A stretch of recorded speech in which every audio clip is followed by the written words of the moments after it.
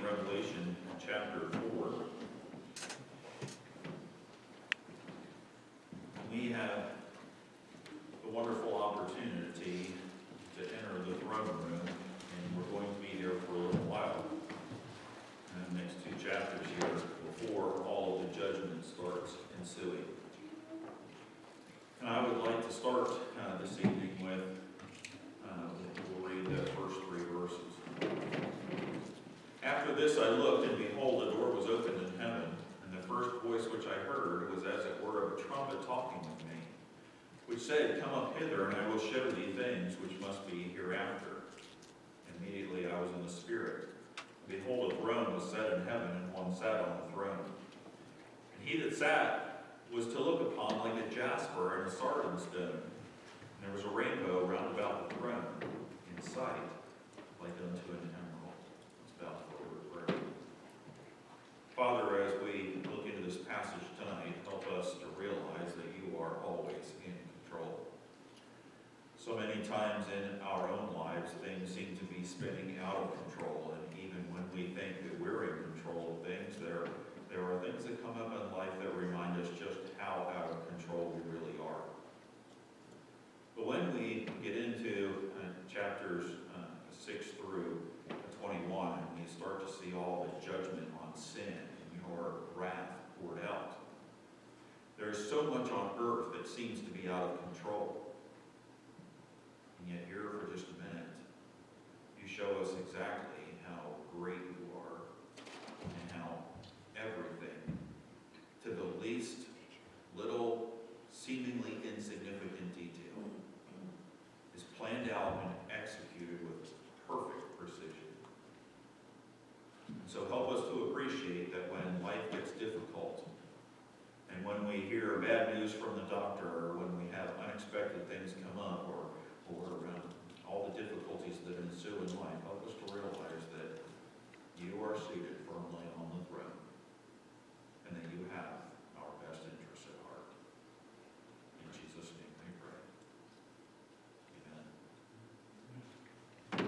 We start off in verse 2, and he cannot help but notice. He says, Immediately I was in the Spirit, and behold, a throne was set in heaven.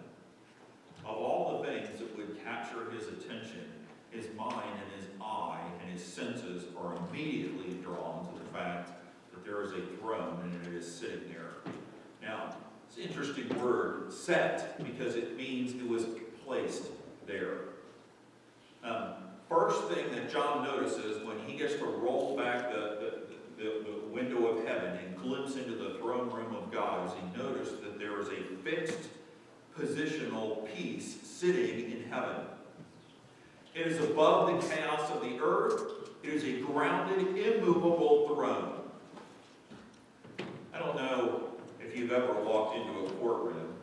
I've had the blessed opportunity to be in several. And usually when you walk into a courtroom, some of them are grand and glorious looking, and some of them are pretty plain looking. But one thing is almost always true. The judge is usually sitting in the middle, in the front, and a little above everybody else. And sometimes he has folks on his side that are a little bit raised, but then you have folks who are seated down in front of him, and then you have the general crowd that filters in behind. And in some places you have a sloped floor, in some places you have a flat floor. But one thing is undeniable. If you are sitting in the seat of the judge, you can see the entire courtroom. You have the greatest perspective of everybody, and you obviously are elevated, and it's to show that you have authority in that room. Now here John is immediately transported to heaven, and as he people there, and we'll get there in a couple of verses. So many that he can't give you a number. And the description of some of the folks is so glorious and grand that he's trying to describe them in language to convey to you something that's even difficult to see. And we're going to see that here in a minute. The very first thing he wants us to know is there is a throne purposefully set in heaven. And it is high above the earth. And the authority that it has over the earth is no way questionable. He starts off with this beautiful picture of the rule and the authority of God Almighty. It shows his permanence, his unchanging, his unshakable nature. Very, very important. I want to take the time tonight to go to a couple of passages that talk about seeing God on the throne. Because I think it's helpful for us as we gather this picture together. Go with me, if you will, to Isaiah chapter 6, verse 1. Isaiah chapter 6, verse 1.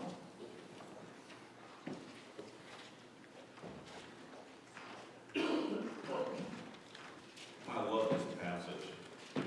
Every time I read it, my mind just races with grandeur and glory and magnificence. And it all happens in the year of great tragedy for the nation of Israel. Which tells me that when tragedy is about to happen or has happened, God wants us to know that he is on the throne. In the year that King Uzziah died, he was a famous king for them. I saw also the Lord sitting upon a throne, high and lifted up, and his train filled the temple.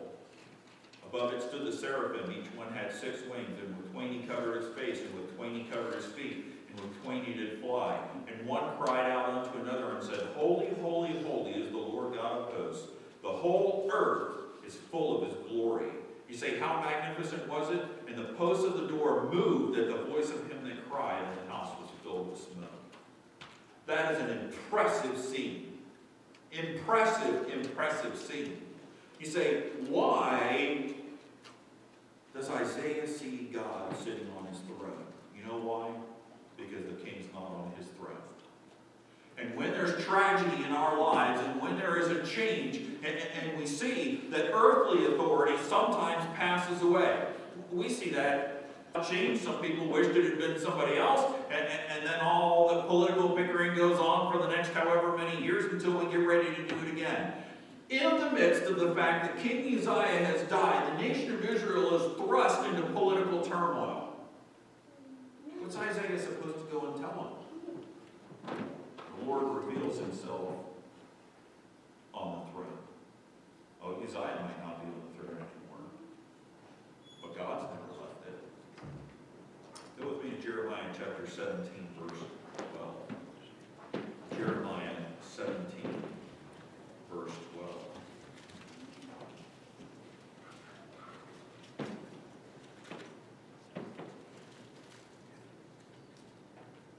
A glorious high throne from the beginning is the place of our sanctuary. Now, what do you use a sanctuary for? We call this place our sanctuary because we worship God here. But in the case of danger, what is a sanctuary used for? For safety. And we don't have the time to go into it, but he's saying our safety is not something that happens on earth. Our safety isn't in the fact that we constantly have changing circumstances and situations around us. Our safety is in a throne that is really high. In other words, the authority that comes from it cannot be affected by anything that happens down here. And that's the picture that every single one of these is trying to get across. Go real quickly to Ezekiel chapter 1. Ezekiel chapter 1, verse 26.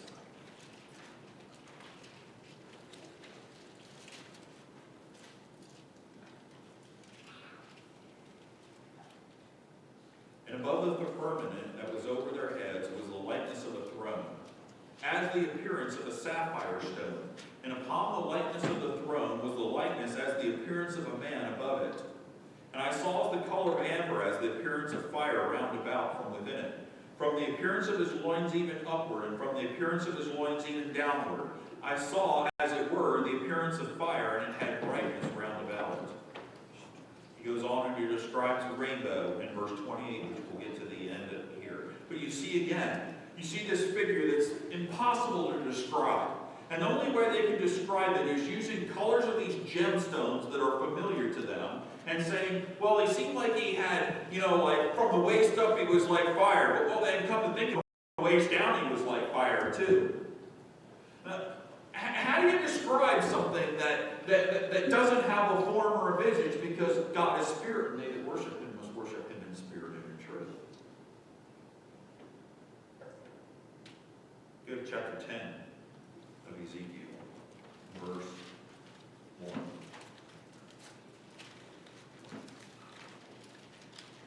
Chapter 10, verse 1. Then I looked, and behold, in the firmament that was above the head of the cherubims, there appeared over them, as it were, a sapphire stone, and the appearance of the likeness of a throne. Why is there a throne so high and exalted? Because that's where God is. Daniel chapter 7, verse 9 and 10. I'll read it for you. And I beheld till the thrones were cast down, because that's what happens to earthly thrones. And the Ancient of Days, God, did sit, whose garment was white as snow, and the hair of his head was like pure wool. His throne was like a fiery flame, and his wheels as burning fire. Do you see the magnificence of this throne? Every single time God took a moment to give someone a snapshot of the throne room of heaven, it's always a very imposing place. Oh, it's beautiful and it's magnificent, but you cannot walk into a courtroom without being impressed by the authority of the seat that is at the front of that room. And when John's transported to heaven, the very first thing that grips his soul is the fact that he is standing in the presence of an awesome authority. Now, if you go back to Revelation chapter 4, verse 2, I know it seems really simple, but not only does he see the throne, but it is in heaven. Psalm 113:4, 99, verse 2, 97, verse 9, and Isaiah 33, verse 5. All of them are dealing with the fact that God is high and lifted up. It's a term we call transcendent. He is supreme. He is preeminent. He is boundless. He is above everything else. If you are above the earth and apart from creation, then what happens down here does not affect what is happening up there. And as we start into the judgment part of this in a couple of weeks, you're going to see that God does something pretty incredible. He starts talking about these horrible judgments that are going to come, and then sometimes right in the middle of it, it's almost like he hits the pause button, and we jump to heaven, and we see a completely different scene happening in heaven. And then he jumps right back to earth, and it's like, bam! I mean, horrible, horrible. And then we jump back up to heaven. And you know what's in heaven? Calm, worship, authority, beauty. And then we jump back down to earth, and a third of the critters in the sea have died, and stuff is turned into blood, and lightnings and thunderings, and huge hailstones like man has ever seen. And we jump back to heaven. And elders are sitting there saying, how long do we have to wait before you judge? When is it going to be? And we see the marriage supper of the Lamb as he prepares for the bride, this wonderful wedding feast that is about to take place. And Christ is handing out gifts to his bride. Meanwhile, down on earth, Babylon the Great is fallen. And the beast is running rampage all over the place, and just unbelievable torment and judgment. You say, why in the world does he keep doing that? Because he wants us to understand that God is on the throne. And while earth might be in chaos, and thousands and thousands and thousands of people are dying, millions are suffering, political systems are falling, everybody's rising up against him. Every time he shifts to the scene in heaven, it's total control. It's serenity. It's peace. It's glory. It's majesty. It's incredibly beautiful. And God says, I'm in control. You're paying for sin. And we see all of the aspects and characteristics of him moving and working at once. Sometimes when we think God is angry about something, that he acts in anger. And it's true. He is wrathful sometimes. We're going to see that when we get to the treading out the winepress of the wrath of God. That's an incredible statement. But when God acts, he acts with all of the character qualities that he has. And so as we go through the rest of the book, it's very important to realize that maybe on earth you're seeing this aspect of his character, but then he jumps back to heaven and you see these other aspects of his character, and they're all happening at the same time. When God loves, he also acts with holiness and justice and righteousness. And when he is judging sin, he also acts with love and mercy and grace. You say, well, it doesn't seem like it. Listen, if God were to judge sin without love, mercy, and grace, I wouldn't want to see it. Because when we get to this book, it's pretty bad. But it's not near what he can do. Because the heavens and the earth are ready to flee from his presence. And we don't see him fleeing yet. So he must be, even though there are some horrible, horrible judgments coming, he must still be acting in love. And he must still be acting in mercy. And he must still be acting in grace. Picture of great authority and judgment. Jump with me, if you will, to Psalm chapter 2. I thought about skipping it, but I can't. Incredible psalm. We have this contrast between what people do on the earth and God's authority. Starting in verse 1, why do the heathen rage and the people imagine a vain thing? The kings of the earth set themselves, and the rulers take counsel together against the Lord and against his anointed, saying, let us break their bands asunder and cast away their cords from us. Now that's the response of people towards holy God. We don't want to have anything to do with you. What's God's response to those people? He sitteth in the heavens shall laugh, and the Lord shall have them in derision. Then shall he speak unto them in his wrath, and vex them in his sore displeasure. Yet have I set my king upon my holy hill of Zion. You think you can come into my throne room and threaten me? I will declare the decree the Lord hath said unto me. Thou art my son, this day have I begotten thee. Ask of me, and I shall give thee the heathen for thine inheritance, and the uttermost parts of the earth for thy possession. Thou shalt break them with a rod of iron, thou shalt dash them in pieces like a potter's vessel. Be wise now, therefore, O ye kings, be instructed, ye judges of the earth. Serve the Lord with fear, and rejoice with trembling. Kiss the Son, lest he be angry, and ye perish from the way, when his wrath is kindled. What? Can I suggest to you that when we start in chapter 6, and we start reading about the bowl judgments and the trumpet judgments and the seal judgments, we look at it and we say, oh my goodness. Can I suggest that from the throne room, God says, you have provoked me to wrath, but a little. I would hate to see what a lot is if Revelation 6 through 20 is but a little. And what he is saying here is, you can conspire all you want to, and you can kick me out of your life, and you can do all these things, but your throne is on earth, and my throne is in heaven. And what you do down here has no effect on me, but what I do up here has an effect on everybody, because I am transcendent and supreme. I'm unknowable. Go back with me to Revelation chapter 4. Occupant. Actually, yeah, I want to read this verse first. And one sat on the throne. Now, I don't know about you, but last week I was reading this passage and I thought, and one sat on the throne, and you get all excited. I got nerdy excited. I've been nerdy excited all week long.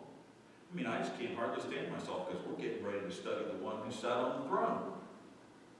In fact, I had to turn back to a passage and read it, and it made it even more incredible for me. So I want to read it together with you. Go to Exodus chapter 33. Anybody know what's in Exodus chapter 33? Can you guess? What's in Exodus chapter 20? The Ten Commandments. So, who is on Mount Sinai while God is giving the law? You want to guess what's in Exodus chapter 33?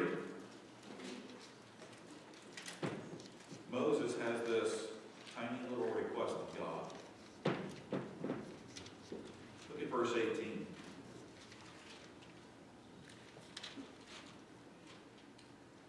They've had this dialogue together.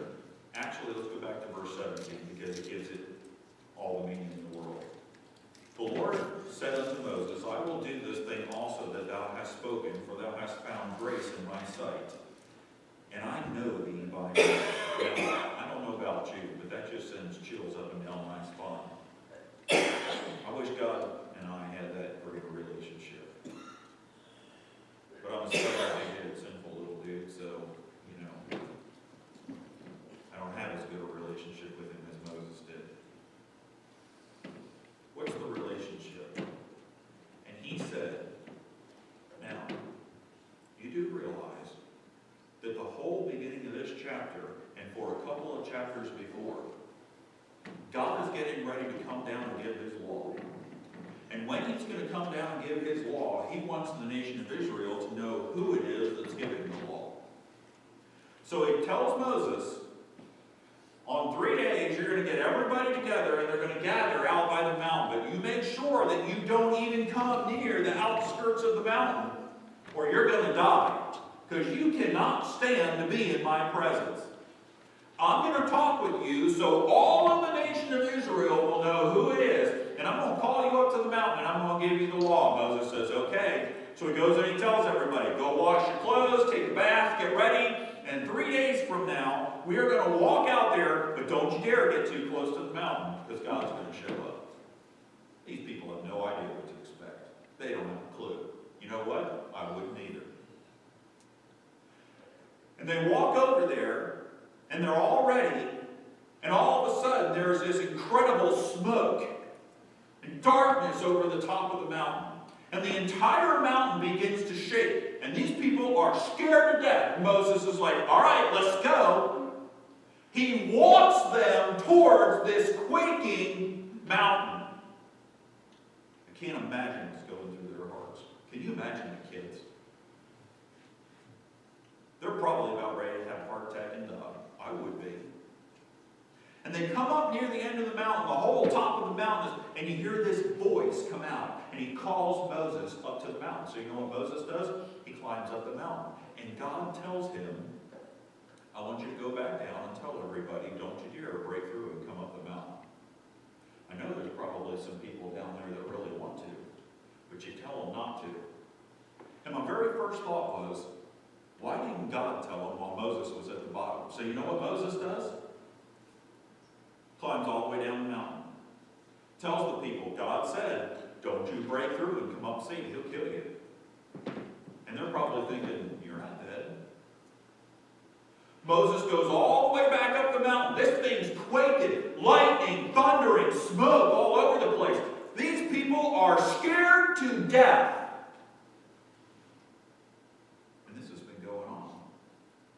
While Moses and God are talking up on the mountain, he's giving them the 10 Commandments and telling them the law. And so the nation of Israel sees this happening. Now, we have this request. What is his request? And he said, I beseech thee, 4 words. I don't know what it is in the Hebrew. Show me thy glory. There are 1 million people at the base of the mountain that are scared to death to get too close to the mountain because that thing is shaking and quaking. There is thundering and lightning like they've never seen. There is smoke all over the place. They have heard trumpets, and as the trumpets got louder, then all of a sudden, Moses speaks and God answers. What an incredible scene! And Moses spends some time talking with God, and he has one request. He doesn't ask for wisdom like Solomon. He doesn't ask for riches. He asks for one thing. I would trade my life. That's basically what he's saying. To see your glory. God's response. Look said, I will make all of my goodness pass before thee, and I will proclaim the name of the Lord before thee, and will be gracious to whom I will be gracious, and will show mercy on whom I will show mercy. And he said, Thou canst not see my face, for there shall no man see me and live. And the Lord said, Behold, there is a place by me, and thou shalt stand upon a rock. And it shall come to pass, while my glory passeth by, that I will put thee in a cleft of the rock. Notice this, because I've read this a dozen times and I missed this. And will cover thee with my hand while I pass by. Isn't it incredible that the amazing brilliance and the glory of the shining attributes of the Shekinah glory of God would have smote Moses down in a heartbeat? And Moses is standing there saying, I want to see your glory, and I don't care what it costs me. I'd rather see your glory than go back down in the snow and complain and breaking people. So God puts him up there by a rock, and as he begins to pass by, the only thing that can protect him from the glory of God is God himself. He puts his hand over Moses, and he shows him his hinder parts. Don't ask me to explain his hinder parts. It's all the intensity of his glory that he knew Moses could stand even with his shield in hand. And Moses walks down off of that mountain, and his face glows for 30 days. John gets called up to heaven. And you know what he tells us of the description of God?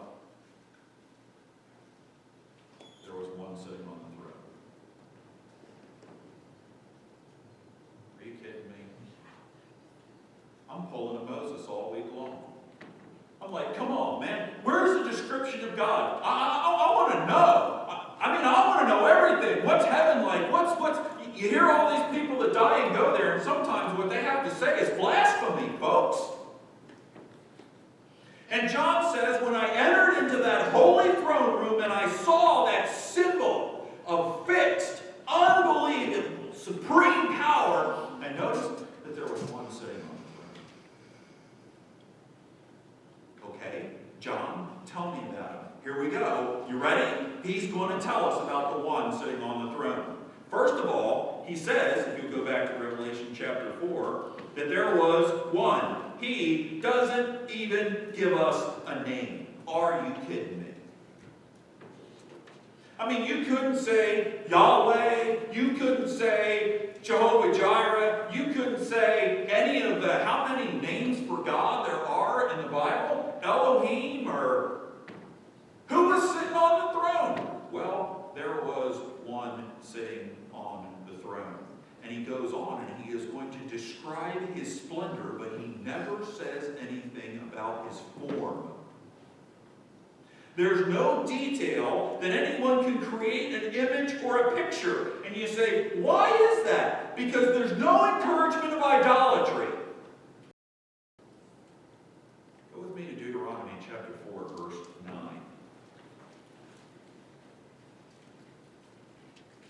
God is dealing with the nation of Israel. One of the things that he was very specific about. Deuteronomy chapter 4, starting in verse 9. It says, Only take heed to thyself and keep thy soul diligently, lest thou forget the things which thine eyes have seen, and lest they depart from the heart all the days of thy life. But teach them thy sons and thy sons' sons, especially the day that thou stoodest before the Lord thy God in Horeb.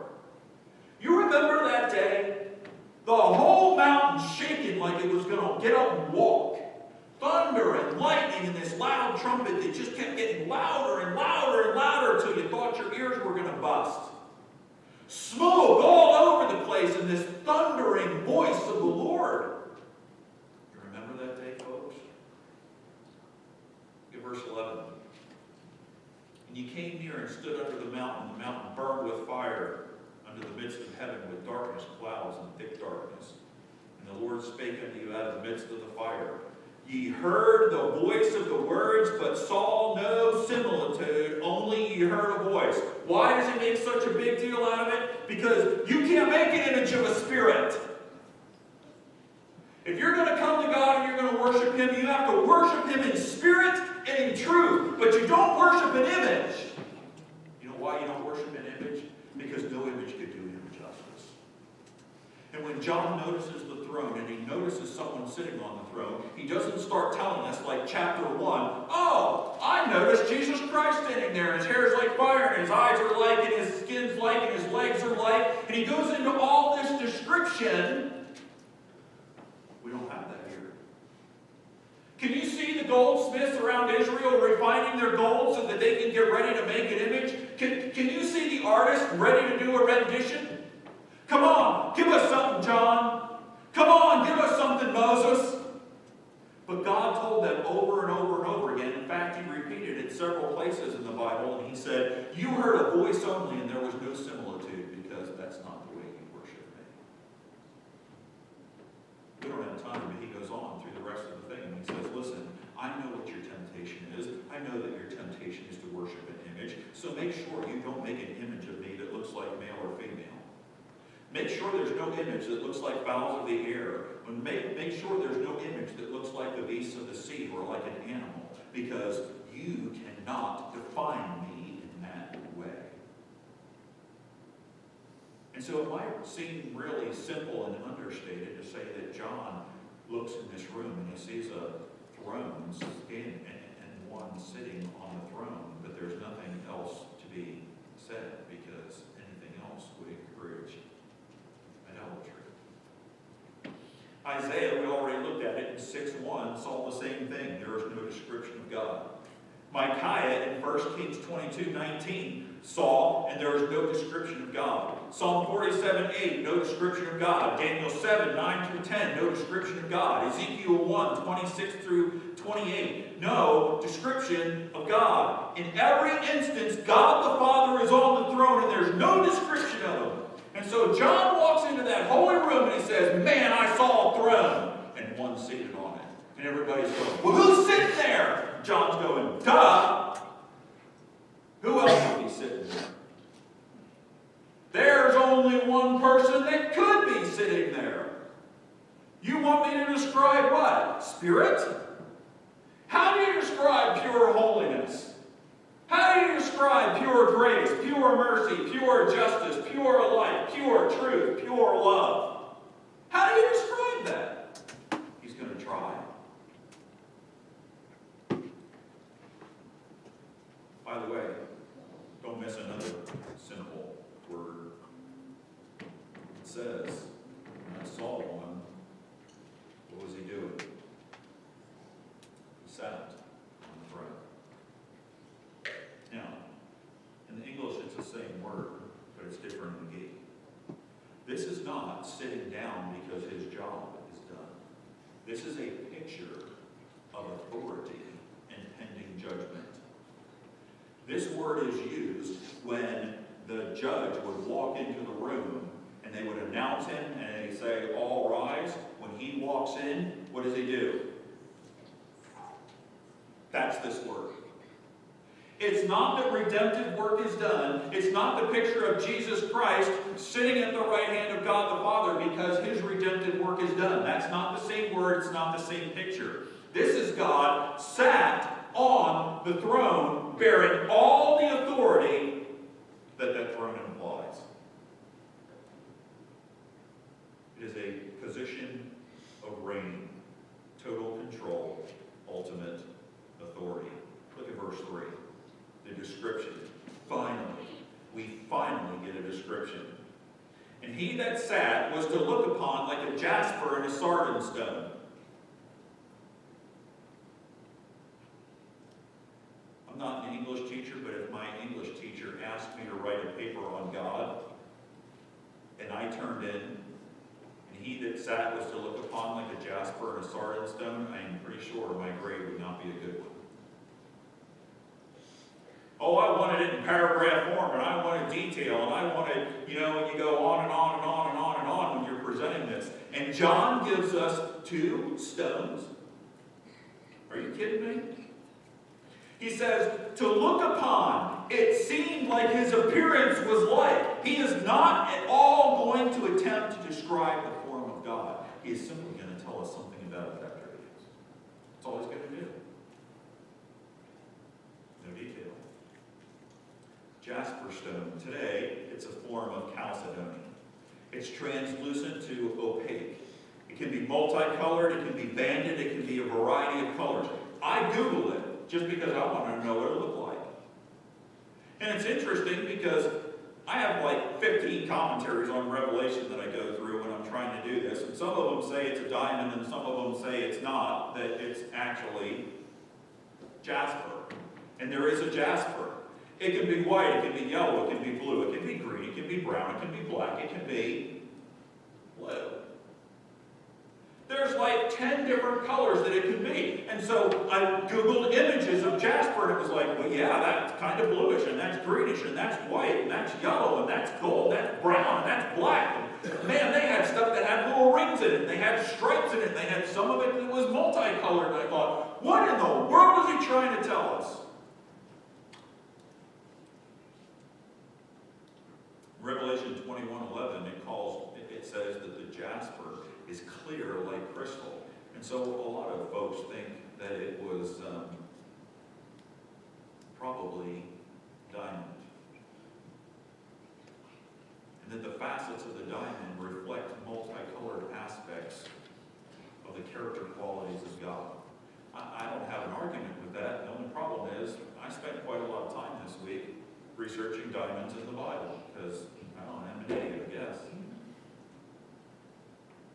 I went through the whole Old Testament and found every reference I could find to a diamond, and I looked up what the Hebrew word was. And then I went through the New Testament and I found every reference I could to the diamond, and I looked up what the New Testament word was. And I tried to figure out what the difference is. And I found a couple of passages where they describe the 12 stones on the ephod of the priest. And it starts out with one, and it goes to the other, and you have a sardis stone, and row 3, it says, and a diamond. And so I looked that up in several commentaries, and I thought, well, why would the first stone be a diamond if there's a diamond down here in this one? And it said, probably an onyx. And I thought, okay, well, that explains it. So I read through the list again. Only in one of the rows there's an onyx. And it's a different word. And I thought, well, wait a minute, why are we translating this one this, and this one this, and this one this? And the truth of the matter is, folks, we don't know. Because some of the words that they use to describe these stones, we guess that they're talking about such and such, but we're not sure. And here's the conclusion that I came to. It could be onyx. It could be a diamond. It could be any one of the jaspers that I saw when I Googled it on. It doesn't matter to me, because here's what I know. Later, when he describes how beautiful it was, it looks like you could look right through it. You know why you can look right through most everything in heaven? Because it's clear like crystal. There's no impurities in any of it. I actually sat at my desk this afternoon for a little while thinking about this. And I looked out the window and I saw the leaves on the tree across the road. You know why the leaves on that tree look green? Because it is green. It's not green when I look through it. It's green when I see it. And I realized something. Maybe down here, those doors back there are brown because I see the door and it's brown. But I don't look through the door and see the door as brown. But maybe I do in heaven. It doesn't matter to me if it's a diamond or if it's an onyx or if it's a jasper, because all of them have these multicolored capabilities, and what God is trying to say here is, when I act with all the character qualities. I love diamonds. Love them. You put a bunch of facets on a really nice diamond and it doesn't have a lot of impurities inside of it, and you take some white and you shine it down there, and my word, it just explodes with brilliance. Can you imagine John seeing one sitting on a throne? And it's a 50-carat diamond with absolutely no impurities, and the purest light, because God the Father and God the Son are the light of heaven, reflecting through the multifaceted character qualities of God. And John says, I don't care what his face looks like, or what his hands look like, or what his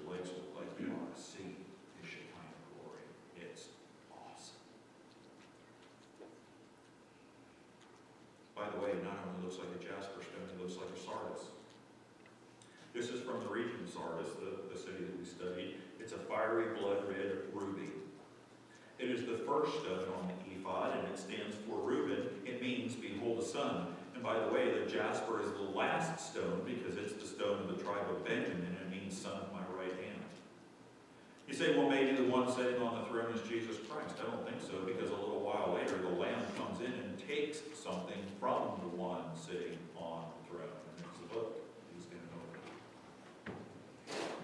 But when we get down a couple of verses, you're going to see that he introduces the Holy Spirit. And so what I think he's doing is he's also revealing to us that God is sitting on the throne, and seated at his right hand is the Son.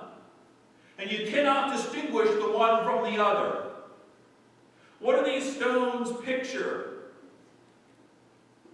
They picture a lot of things. They picture the brightness of his glory. They picture the fierceness of his wrath. They picture the sacrifice of the blood of Jesus Christ on the cross of Calvary for sin. They picture the Shekinah glory. And all John tells us is they look like these two stones that were on the priest, the first and the last. He closes the verse, and you'd think he'd still be talking about the one seated on the throne because there's so much more to say. But he says, and there was a rainbow about the throne in sight like unto an emerald. The rainbow is a symbol of peace and mercy. It's introduced to us in Genesis chapter 9. It's a reminder of the promise of God. Think about it. The world has never seen such turmoil as the flood has seen. And can you imagine Noah's face when he walks off the ark? The world is drastically different than when he walked on the ark. I'd be scared to death. I mean, you have just come face to face with overwhelming power and authority. You have witnessed the incredible wrath of God poured out on the sin of mankind. And no one has ever seen it like that before. He is introduced to rain. He is introduced to everything. And now all of a sudden he comes off the ark and the whole mountainside is changed. The Garden of Eden is gone. All this stuff is different. And in the midst of all the turmoil, God points to heaven and says, see that right there? That is my enduring promise that doesn't change no matter how bad things get. It's peace. It's mercy. It's a reminder of my promise. Why green? Because green is pleasant. It's reviving. It's refreshing. It's the nature of the new covenant that God made with man. I will never again wipe off the face of the earth with water. It is a picture of his faithfulness, his mercy, his grace, his peace in the midst of what is about to come. Do you see how important this is? We're only 3 verses in, for crying out loud. John is setting the stage with such understatement. It's every bit as important as the introduction of Jesus Christ in chapter 1 before he writes to the churches in chapters 2 and 3. And in chapter 4 and 5, we get to see the throne room of God. And it's every bit as important before we see the judgment. Because if you only see the judgment of God, then you're not getting the complete picture. What's the title of the book?